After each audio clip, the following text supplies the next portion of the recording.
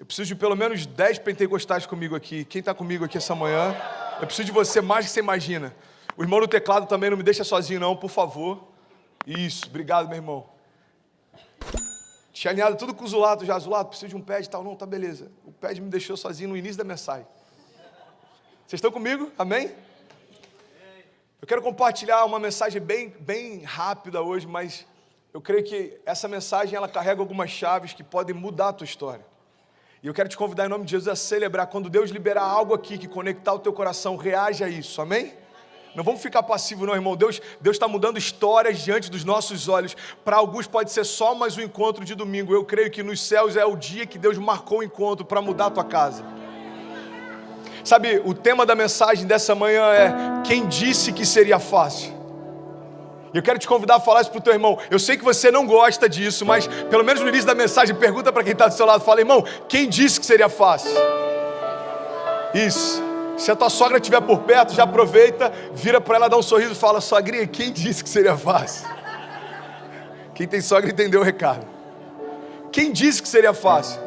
Sabe, eu recebo às vezes mensagens ou pessoas que vêm falar comigo e falam: pastor, eu me converti, eu aceitei Jesus, mas as coisas não se tornaram fáceis. E a minha pergunta é: quem disse que seria fácil? Jesus nunca disse que seria fácil, mas Ele deu uma promessa para nós: pode ser leve, porque eu vou trocar de fardo com você. Eu já troquei de lugar com você na cruz, então aquilo que você merecia receber, eu já recebi. E aquilo que eu merecia por parte do meu Pai, eu entreguei para vocês. Mas isso não significa que vai ser fácil, irmão. Talvez você está vivendo um momento de incertezas. Você veio para a América, tem inúmeras coisas que você precisa fazer para romper. Mas eu quero compartilhar algumas chaves nessa manhã, que em qualquer etapa que você tiver na tua jornada de fé, elas são suficientes para gerar um romper sobrenatural. Você está comigo? Diga amém. Irmão, eu não sei se você já passou por estações que você perdeu alguma coisa, mas olha para mim, em nome de Jesus. Se a gente perder tudo, mas não perder a fé, a gente não perdeu nada. Deixa eu falar desse lado aqui que eu acho que a galera está mais animada aqui. Ei, se você perder tudo em alguma estação da tua vida, mas você não perder a fé, você não perdeu nada.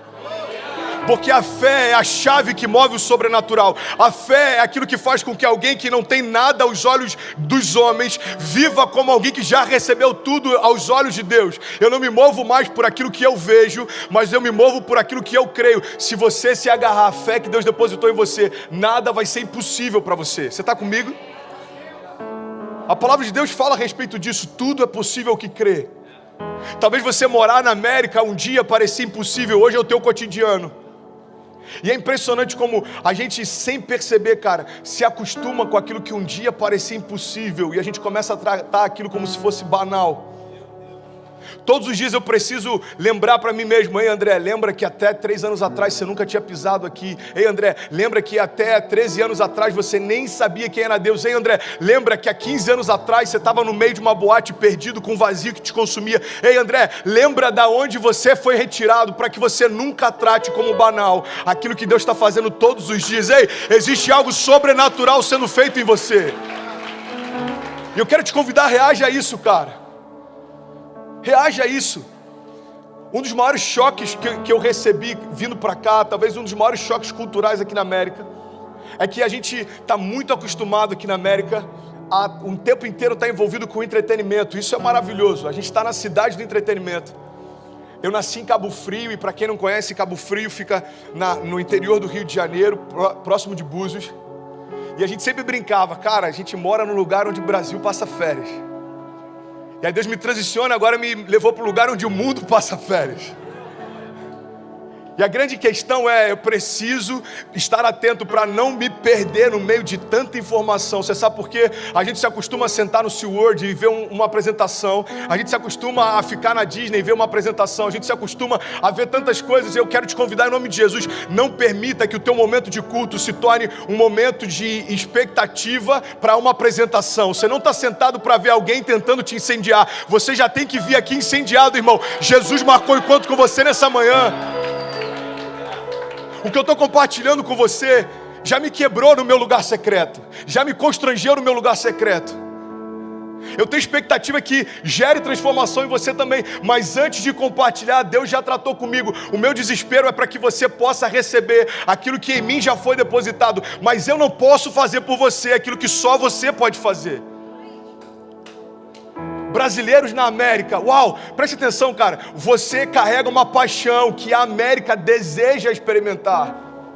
Então o nosso desafio aqui é manter aquilo que é mais genuíno dentro da nossa identidade e DNA, e receber aquilo que é bom dentro da cultura que a gente está também. Mas qual é o sentido de um brasileiro que depois que vem para a América perde a paixão? Qual o sentido da gente fazer parte de um povo que em meio a toda e qualquer circunstância continua sendo feliz e acreditando? Aí agora a gente está envolvido por conforto e a gente começa a ficar insosso. Entenda isso em nome de Jesus, irmão. Você foi trazido para cá por um propósito de Deus. As nações desejam aquilo que você carrega. Então em nome de Jesus, cara, não torne banal aquilo que é sobrenatural. Deus está fazendo algo novo em você. Se você crê nisso, diga amém. Algo novo, cara. Uma palavra libera um destino. Uma palavra ressuscita mortos. Eu li algo essas semanas, eu achei maravilhoso. Dizia mais ou menos assim: um dos maiores milagres do Evangelho não é quando Deus ressuscita mortos, mas quando Deus ressuscita vivos. Deus está ressuscitando pessoas vivas que não sonhavam mais nessa manhã. Você está comigo? E eu quero liberar algumas chaves para você. Primeira área que eu quero compartilhar com você, para que em meio a toda e qualquer circunstância a gente possa romper, está ligado a posicionamento. Você pode repetir isso? Diga posicionamento. Tem um cara chamado T. Harv Eker, eu acho que é mais ou menos assim que fala, ou talvez não tenha nada a ver com isso, mas ele diz o seguinte: a razão número 1 pela qual as pessoas não conseguem o que querem é não saberem o que querem. Você já viu alguém que fala assim: mano, eu não aguento mais o meu trabalho? Você já conheceu alguém que fala isso? Não precisa levantar a mão, talvez você seja essa pessoa.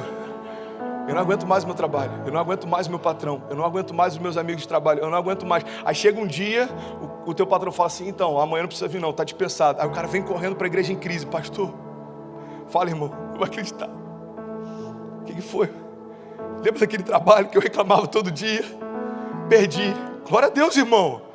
Vamos comemorar. Não, pastor, eu preciso dele. Então deixa eu te falar uma coisa: por que você murmurava ao invés de você declarar aquilo que você desejava ver? A fé não é a gente constatar o que está acontecendo, é a gente declarar o que vai acontecer. Então ao invés da gente ficar murmurando, entenda isso em nome de Jesus, começa a declarar por fé as realidades ao teu redor e elas vão ser transformadas.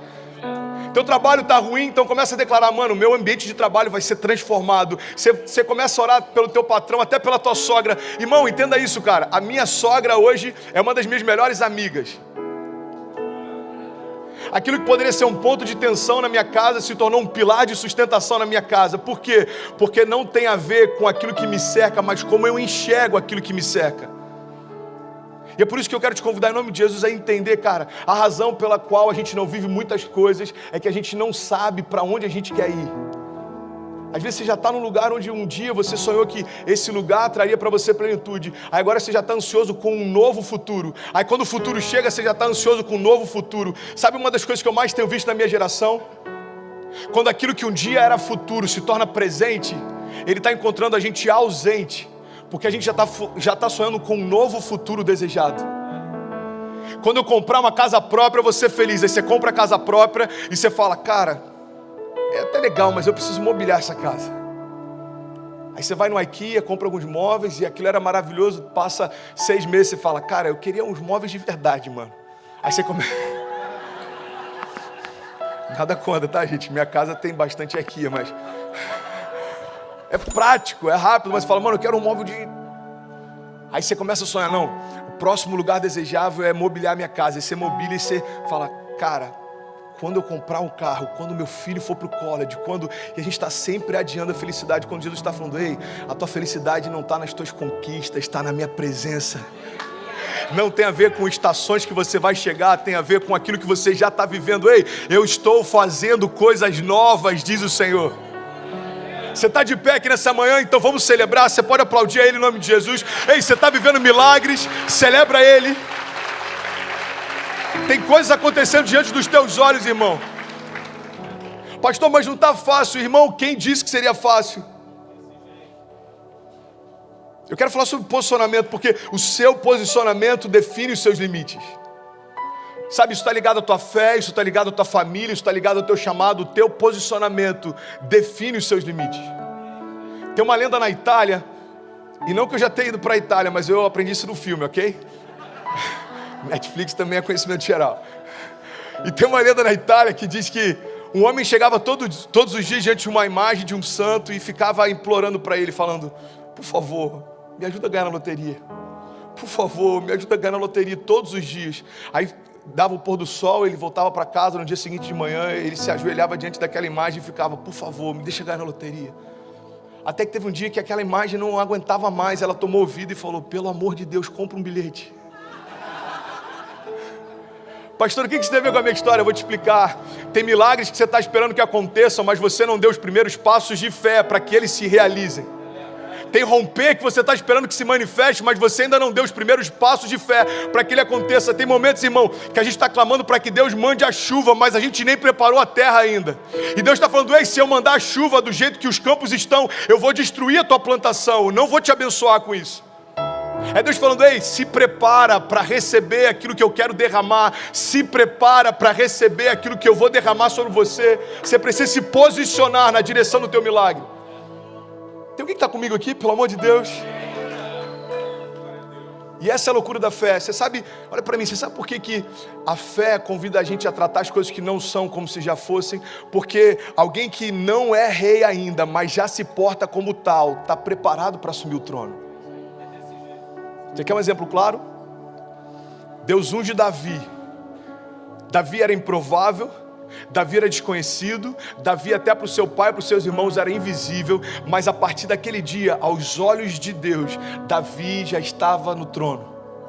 Só que aos olhos dos homens, olha para mim em nome de Jesus, como demorou um período entre a unção de Davi e Davi assumir o reinado. Aos olhos dos homens, os homens olhavam para o trono e viam Saul. Aos olhos de Deus, o trono estava vazio, irmão, porque o rei que era por direito ainda não havia se assentado lá. Ei, Deus está falando: tem tronos que você está olhando e parece que estão ocupados, aos meus olhos já foram esvaziados. Não se mova por aquilo que o homem vê.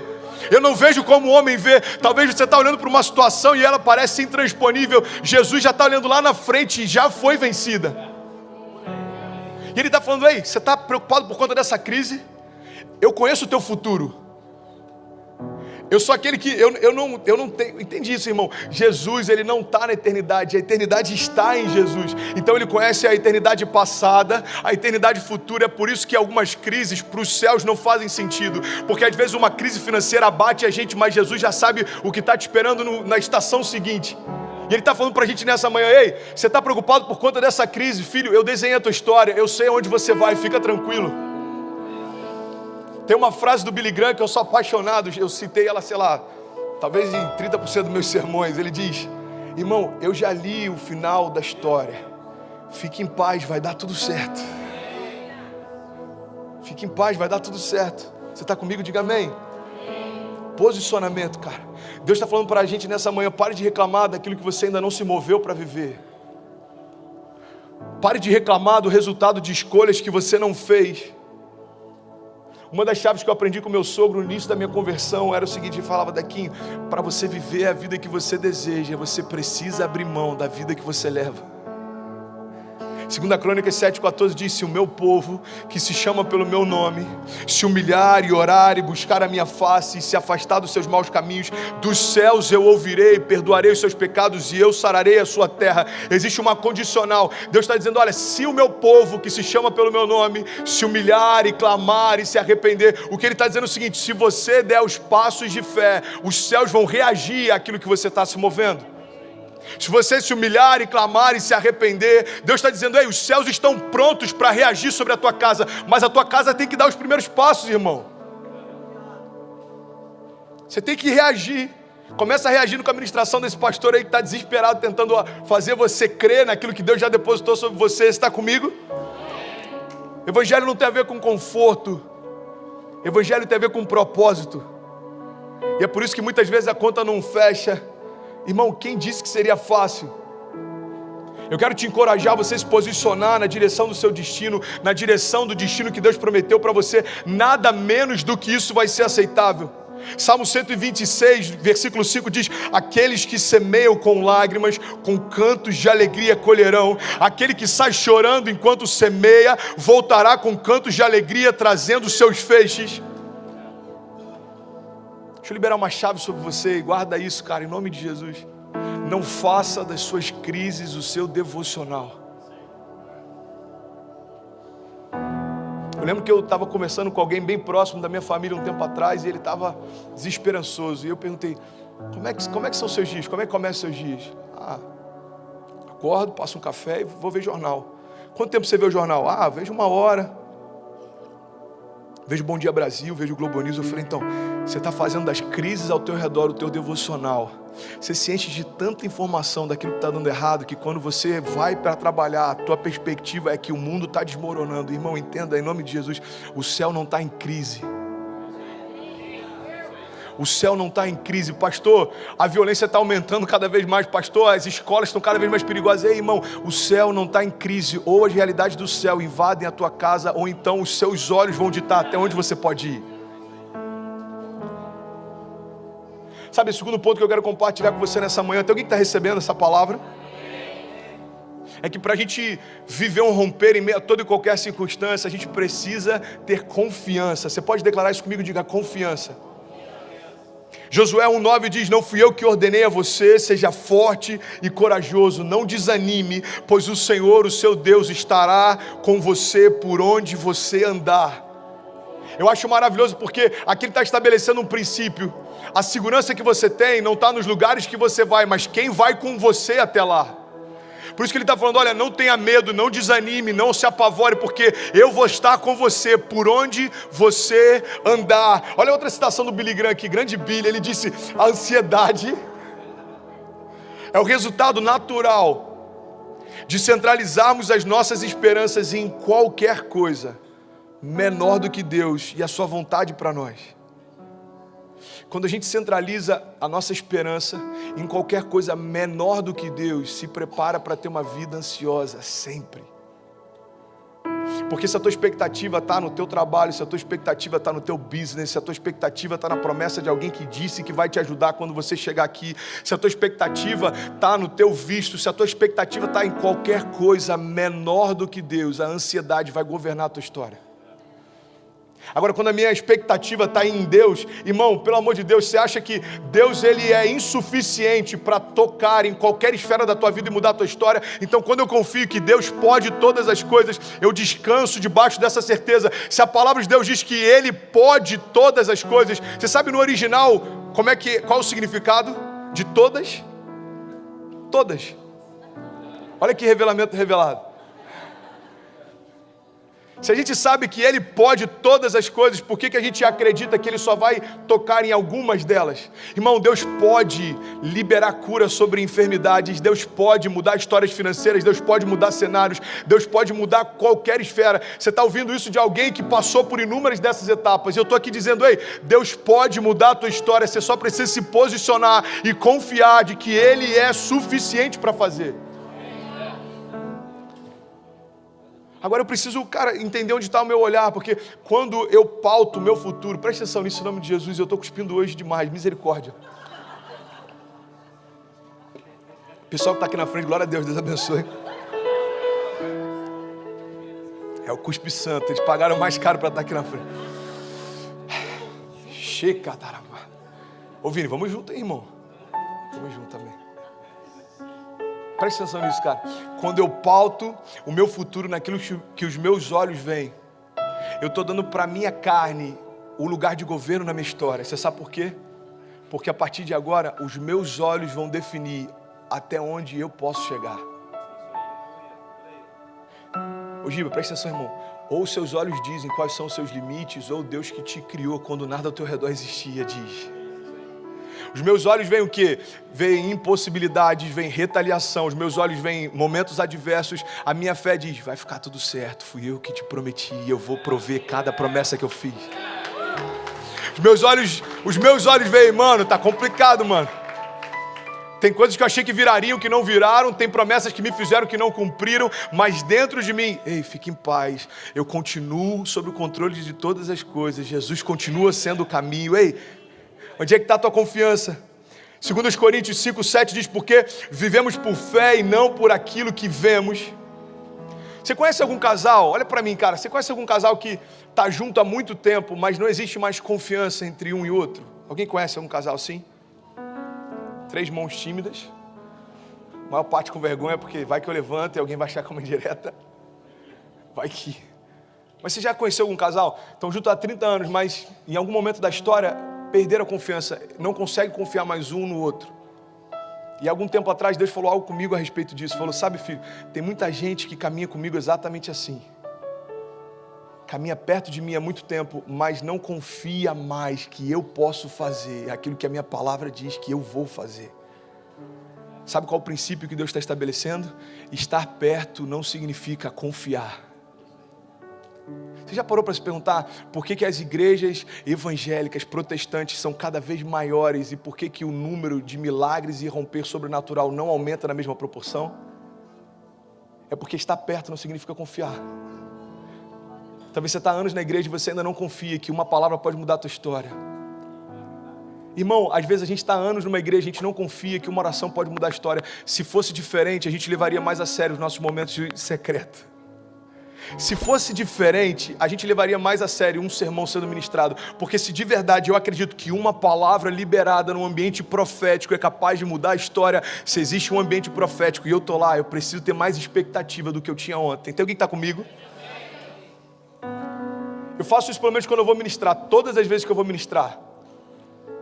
Falo, Deus, faz como você fez com Sansão. Não vai ser a última vez, mas eu quero ministrar como se fosse. Pai, em nome de Jesus, que seja diferente de todas as outras vezes, como se fosse a última vez. Eu quero te convidar em nome de Jesus, cara, que você também enxergue assim cada oportunidade que você tem de ser exposto ao sobrenatural de Deus, cara. Existe uma promessa de Deus para nós, eu estarei com vocês todos os dias até o fim dos tempos. Deuteronômio 31:6 diz, sejam fortes e corajosos, não tenham medo, nem fiquem apavorados, pois o Senhor, o seu Deus, vai com vocês. Ele nunca os deixará e Ele nunca os abandonará. Olha para mim em nome de Jesus, Deus está estabelecendo um princípio. A gente vê a tempestade, Jesus se apresenta para os discípulos, só que ele só acalma a tempestade depois que entra no barco. Acompanha comigo, você está comigo? Primeiro ele fala, não tenha medo, sou eu. Primeiro Jesus está acalmando a tempestade dentro deles. Depois ele entra no barco, a tempestade cessa. Olha o princípio que Jesus está estabelecendo. A tua confiança não tem que estar no mar que se acalma, mas na minha presença que se manifesta. Porque se eu acalmo o mar antes de entrar, você iria tranquilo porque o mar cessou. A tua segurança está nos ambientes e não na presença. Mas quando eu entro no barco e falo, ei, você está tranquilo? Tô, Jesus. Está tudo desmoronando ao teu redor, você está em paz? Tô. Então agora tudo vai cessar. Por quê? Porque cessou dentro de você primeiro. Tem algum crente aqui, gente? Pelo amor de Deus, aplauda mais forte. Se isso faz sentido para você.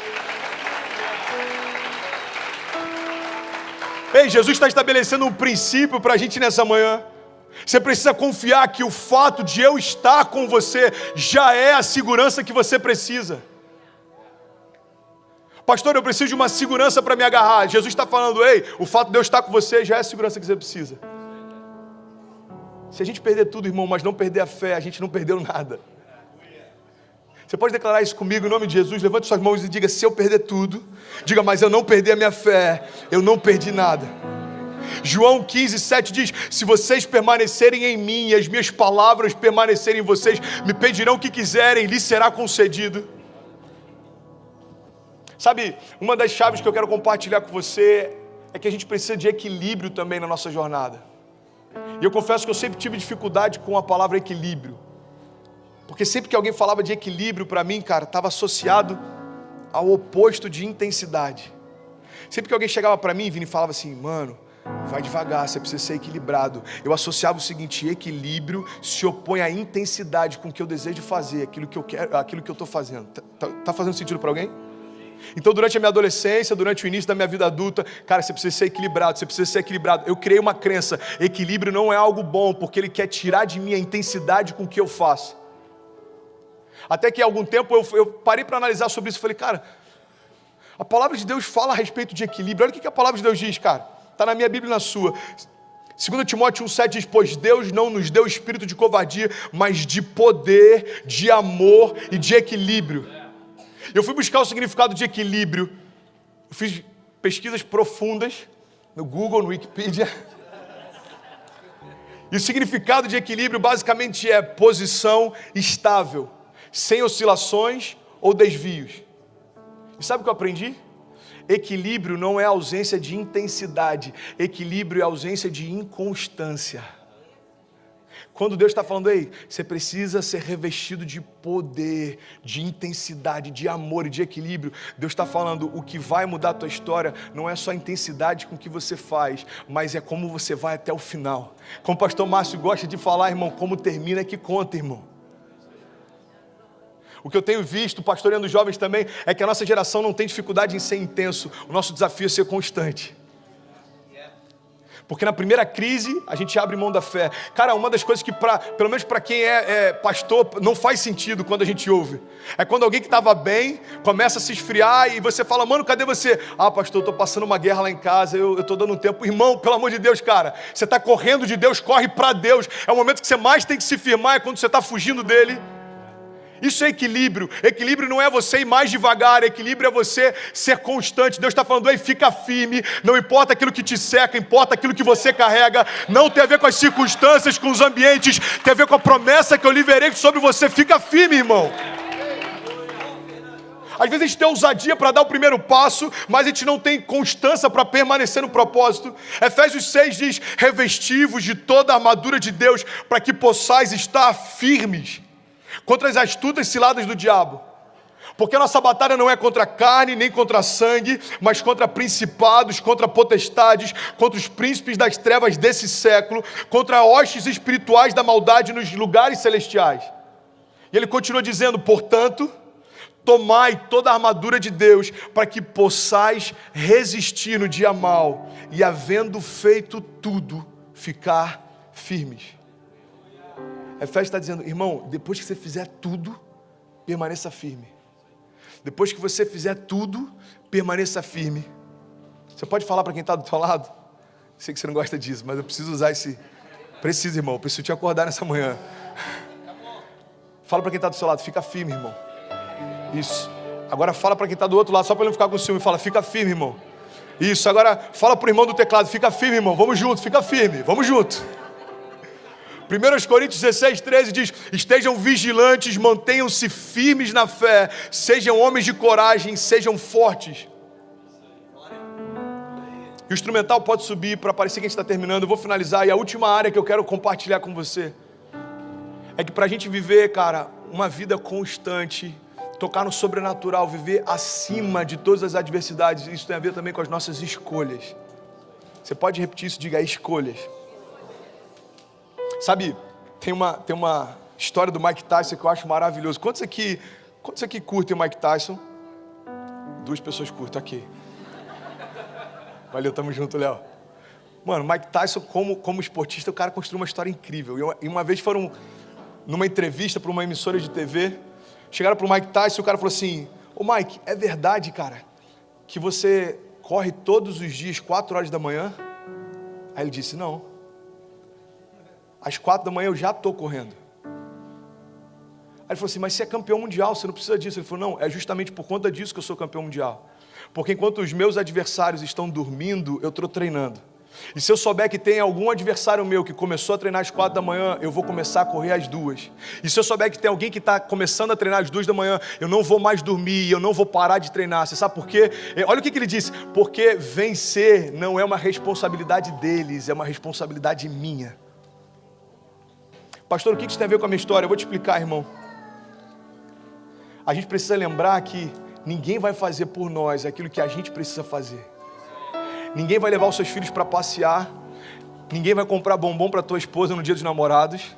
Ninguém vai dizimar por você. Deus não vai retirar da tua carteira a semente que você precisa de forma liberal entregar. Ei, Ninguém vai fazer por você aquilo que você precisa fazer. Você sabe por quê? Porque as suas escolhas definem os seus limites. As suas escolhas definem até onde você vai chegar. Porque Deus nos deu liberdade para escolher. Sabe, uma das coisas que eu acho maravilhoso que o pastor Luciano Subirá fala sobre o princípio do dízimo e da oferta, é que o dízimo e a oferta é a celebração da redenção. Você sabe por quê? Porque quando éramos escravos, não tínhamos direito de escolher se íamos semear ou não. O fato de você poder, meu irmão, numa manhã como essa, decidir se vai semear ou não, significa que você é livre. O escravo não tem escolha, mas o filho sim. Você pode escolher se lançar na vontade de Deus ou não. Você pode escolher ser passivo diante das promessas de Deus ou não. Esse livre direito de escolha, para muitos de nós, tem sido justamente onde a gente está se perdendo. Você lembra do filho pródigo? Ele chega para o pai e fala: ei pai, eu quero a minha parte na herança. Presta atenção nisso, você está comigo? Diga amém. Eu já estou terminando, não me deixe sozinho não, cara. Pai, eu quero a minha parte na herança. Olha que louco isso. Aí o pai fala: tá bom, eu vou te dar. Aí ele dá para o filho provisão e ele dá para o filho liberação. Pode ir. E às vezes a gente acha que está fazendo certo porque a gente está crescendo e tem liberdade para escolher. Só que o fato de Deus dar liberdade para a gente fazer escolha não significa que Ele aprove todas elas. Olha o que o pai fala para o filho: filho, eu vou te dar provisão e eu vou te dar liberdade para ir, mas nos lugares onde você vai, eu não posso ir com você. Você sabe qual é o princípio que Deus está estabelecendo? O maior fracasso que o homem pode ter é ter sucesso naquilo que Deus não aprova. Sabe por que a gente está cansado em alguns momentos? Cara, olha para mim em nome de Jesus. Às vezes a gente está cansado, irmão, porque a gente está buscando ter sucesso naquilo que para Deus não é sucesso para nós. Você já parou para analisar a história de Paulo, por exemplo? Para a minha geração, Paulo seria um dos maiores exemplos de fracasso que a Bíblia retrata. Como assim, pastor? Eu vou te explicar. Paulo não foi milionário, Paulo morreu sozinho. Se a gente analisar, cara, os critérios que a gente usa para sucesso podem estar completamente diferentes daquilo que é sucesso para Deus. E talvez você está se cansando, tentando conquistar algo que você já recebeu e nem percebeu. Deus está falando: ei cara, o que importa para mim não é os castelos que você constrói, mas é onde você busca refúgio quando ninguém te vê. A palavra de Deus diz: olha, Deus é o nosso refúgio e a nossa fortaleza. Deus é socorro presente na hora da angústia. Não tem a ver com aquilo que nós construímos para chegar até Ele. Irmão, o Evangelho tem a ver com aquilo que Ele abriu mão para chegar até nós. Evangelho não tem a ver com aquilo que a gente está se esforçando para fazer. Você vai crescer, você vai prosperar, você vai empreender, você vai fazer dinheiro, make money, mas entenda isso, irmão: aquilo que você constrói para Deus não determina quem você é. Ele te ama por quem você é e não por aquilo que você faz. E Deus está falando nessa manhã: ei, quem disse que seria fácil? Tem desafios, tem gigantes, tem circunstâncias contrárias, tem notícias ruins, só que entenda isso, cara, tenha bom ânimo, porque eu venci o mundo e você vai vencer também. Permaneça firme, cara. Permaneça firme. Isso tem a ver com posicionamento, isso tem a ver com confiança, isso tem a ver com constância, isso tem a ver com escolhas. Não terceirize a visão de futuro que Deus tem para você, cara. Às vezes a gente, sem perceber, a gente fica bom demais em justificar por que não está vivendo o sobrenatural. Sabe, no início da minha caminhada, eu acreditava que o falar em línguas era algo específico para alguns. Na verdade, eu queria justificar pela lógica a ausência de marcas sobrenaturais que eu tinha. Então, se alguém falasse para mim: pastor, na época eu não era pastor, mano, o que você acha de falar em línguas? Cara, eu acho que não é para todo mundo. Por quê? Porque não tinha sido para mim ainda. Olha para mim, cara. Sem perceber, a gente vai tentando moldar Deus e a gente acredita que Deus pode fazer segundo aquilo que Ele já fez em nós. Entenda isso em nome de Jesus, cara. Antes de você existir, Ele já era. Depois que a gente partir, Ele continua sendo. Então não tente diminuir Deus segundo as suas experiências pessoais. Não é porque Deus não fez ainda algo que você desejava que significa que Ele não possa fazer. Faz sentido para alguém? As nossas desculpas convencem pessoas, mas não mudam histórias. E talvez você está aqui nessa manhã e você precisa de um milagre e você ainda não acredita que Deus pode fazer. Ei, eu estou aqui para declarar, cara, que o mesmo Deus que me tirou de um leito de hospital há 2 anos atrás pode tirar você hoje também. Para de tentar justificar a ausência de milagres, cara. Se na tua jornada de fé tem 2 anos que você não vive um milagre sobrenatural, você precisa reavaliar onde está a tua confiança. Não tenta justificar que uma caminhada sem mover é normal, não é. Não é. A gente vai começar agora uma série de G6 falando sobre milagres. Milagres, e o Jay sobe aqui e fala: ei, a gente vai invadir as casas. E se você precisa de um milagre financeiro, se você precisa de um milagre de cura, e sabe o que acontece? Muitas vezes a gente está apático em relação a isso, mas a gente sabe que precisa. A grande questão é que no Evangelho Deus só pode tocar nas áreas que você expuser. Você já parou para pensar qual era o sentido de Jesus chegar para um homem cego e perguntar: o que você quer que eu te faça? Era óbvio para todo mundo. Mas Jesus está estabelecendo um princípio: eu só posso tocar na ferida que você expõe para mim. Eu só posso curar aquilo que você reconhece que está doente. Por isso que ele diz: olha, eu não vim para os sãos não precisam de médicos, eu vim para os que estão doentes. Entenda isso em nome de Jesus. Você acredita de verdade que tem alguém na face da terra que não precisava do que Jesus carregava? O que Jesus estava dizendo é o seguinte: eu não posso tocar naqueles que não entendem que precisam de mim. Evangelho não é para quem acha que precisa, é para quem sabe que precisa. Se você está aqui nessa manhã e você sabe, você está assim: Deus, eu preciso que você toque na minha fé, eu preciso crer mais no sobrenatural. Talvez você está aqui e você pode dizer: Deus, eu preciso que você toque no meu casamento, eu quero viver um romper. Talvez você está aqui e você fala: Deus, eu quero acreditar mais, porque as palavras, por mais que falam a respeito de milagres, soam para mim como só mais um sermão. Eu não sei em que área você precisa que Deus te toque, mas Ele está falando para você nessa manhã: ei, expõe para mim o que você precisa e deixa que eu faço aquilo que nenhum homem poderia fazer. Expõe para mim qual é a tua necessidade, qual é a tua impossibilidade. Cara, a gente precisa se comprometer com o nosso destino profético mais do que a gente tem se comprometido com as nossas desculpas, cara. Quais são as impossibilidades que você está vivendo? João 15:16, eu finalizo aqui, diz: vocês não me escolheram, mas eu escolhi, para irem darem fruto, e fruto que permaneça, a fim de que o Pai lhes conceda o que pedirem em meu nome. Olha o que Deus está falando aí. Você não me escolheu. Quando você vem aqui na frente, você não está dizendo que você me escolheu, fui eu que escolhi você. Você só está dizendo que você entendeu a escolha que eu fiz antes de tudo ao teu redor existir. Você sabe o que é o que a gente chama de aceitar Jesus? É a gente declarar para todos os homens: eu entendi que Deus morreu por mim naquela cruz e eu aceito esse sacrifício hoje. Tem alguém que está comigo? Eu quero te convidar a ficar de pé em nome de Jesus. Vamos orar? Fica de pé. Não se distraia, cara. Fique de pé em nome de Jesus. Feche teus olhos. Vamos, gente. Vamos gerar um ambiente de fé. Não depende de mim, cara. Espírito, não depende de mim, cara. O quanto de fome você tem nessa manhã? O quanto de expectativa você tem nessa manhã? Ei, Jesus, Ele está aqui, irmão. E aquele que fez no passado continua fazendo hoje. Aquele que moveu os céus no passado continua movendo hoje. Aquele que curou paralíticos no passado continua curando hoje. E eu tenho convicção, irmão, eu não sou um pastor de púlpito só, eu sou um pastor de backstage também. Eu sei que tem pessoas no nosso meio que têm enfrentado pensamentos de morte, desejos de desistir, têm enfrentado tantas batalhas. Ei, por que você não se expõe diante do poder da mesma forma que você se expõe para quem não pode te ajudar?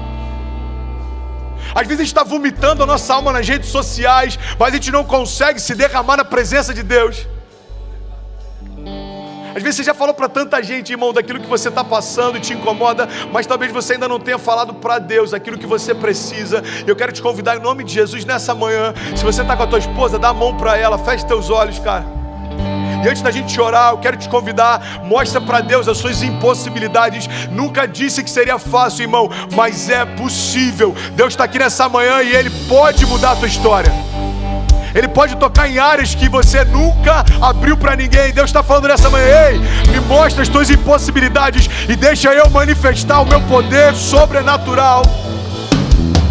Feche teus olhos em nome de Jesus e vamos celebrar. Feche teus olhos. Comece a dizer para Ele: Pai, o Senhor sabe como está a minha casa, eu preciso de um milagre hoje. Deus, o Senhor sabe como estão os meus filhos, o Senhor sabe como estão os meus negócios, eu preciso de um milagre hoje. Vamos, igreja, vamos.